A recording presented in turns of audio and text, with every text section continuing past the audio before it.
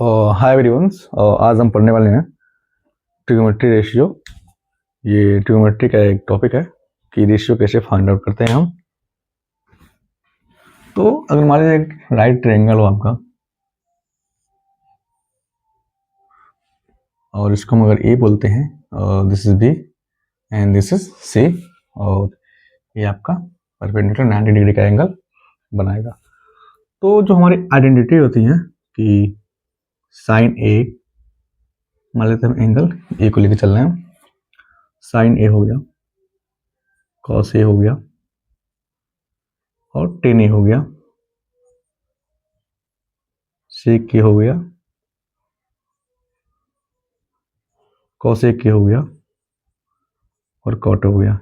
इन सब का वैल्यू कैसे फाइंड आउट हम करने वाले हैं ये जानेंगे।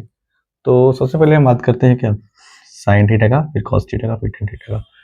तो साइन थीटा इक्वल टू क्या होता है, पहले देखिए ट्रायंगल में देख लेते हैं क्या होता है।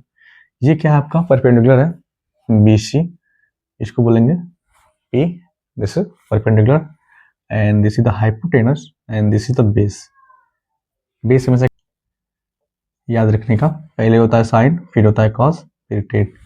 यानी जब साइन का हम निकालेंगे तो लिखेंगे क्या परपेंडिकुलर अपन हाइपोटेनस, कॉस का निकालेंगे तो बेस अपन हाइपोटेनस, और टेन का निकालेंगे तो परपेंडिकुलर अपन बेस।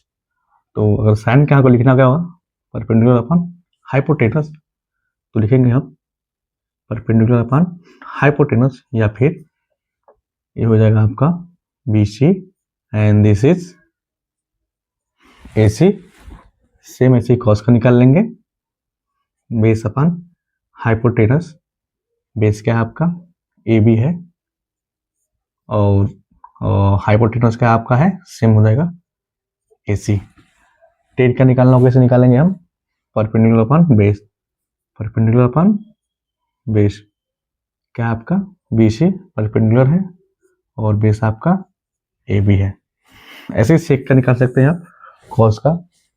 तो सेक का क्या होता है कॉस का उल्टा, क्योंकि हम जानते हैं कॉस ए इक्वल टू क्या होता है 1 अपन सेक ए। ऐसे ही साइन इक्वल टू क्या होता है 1 अपन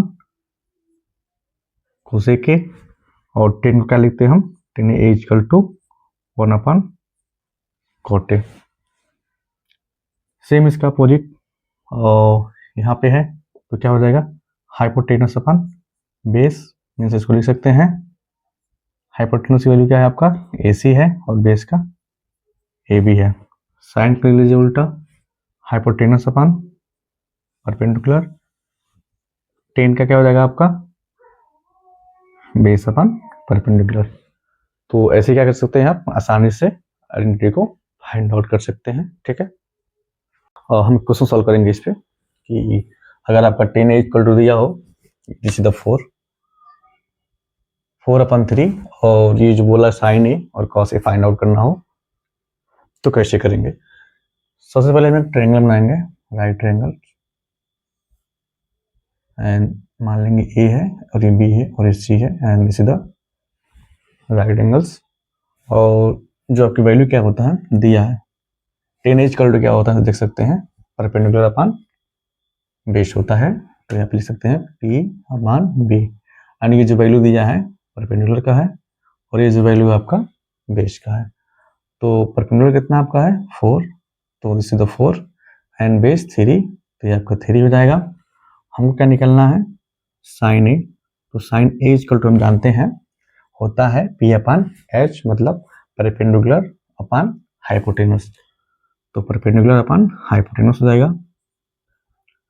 और कॉस ए इक्वल टू क्या होता है आपका base upon hypotenuse, base upon hypotenuse.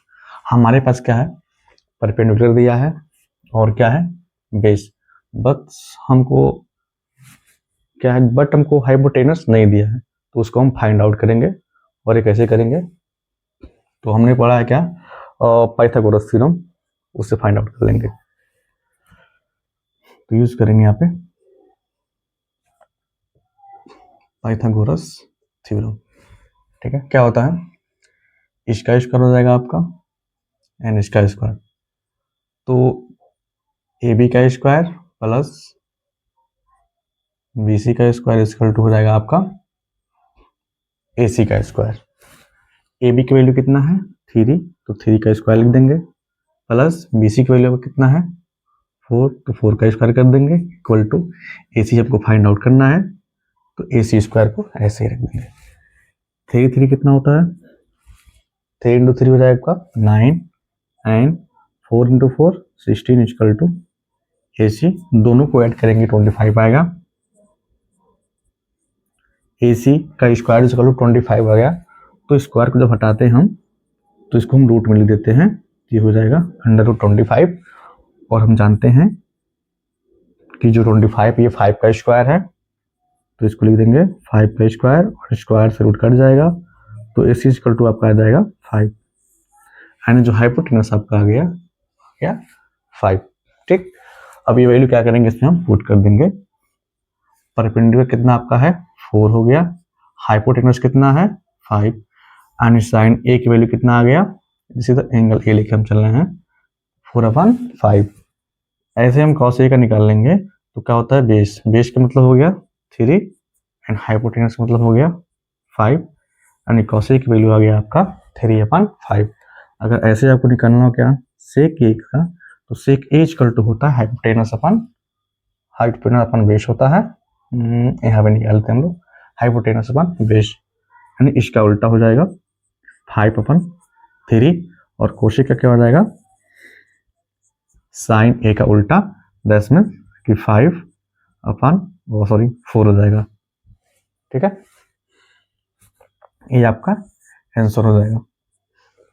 तो ऐसे ही क्या होगा एग्जाम में आपको और किसी एक का वैल्यू दे देगा, और अदर जो आइडेंटिटी है उन सब का वैल्यू आपको फाइंड आउट करना होगा।